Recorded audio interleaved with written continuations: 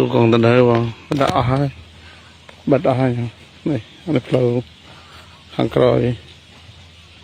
apa là lúc đó tôi còn tình hơi buồn bật trọ bật flow nhưng mà cho tập ban đây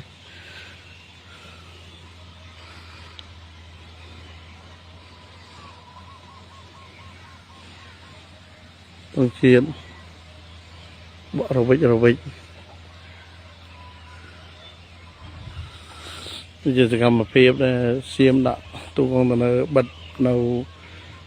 bật chụp chơi phun chụp chơi vào này mà nói cho tôi bật bàn đây rồi mới bật ở hơi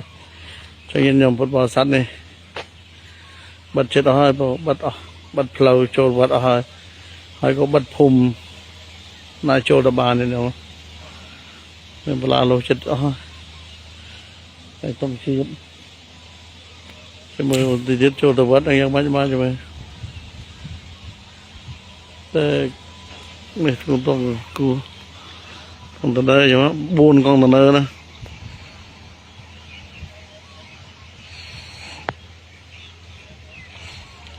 mới chỉ bảo đây nhá mới chẳng thay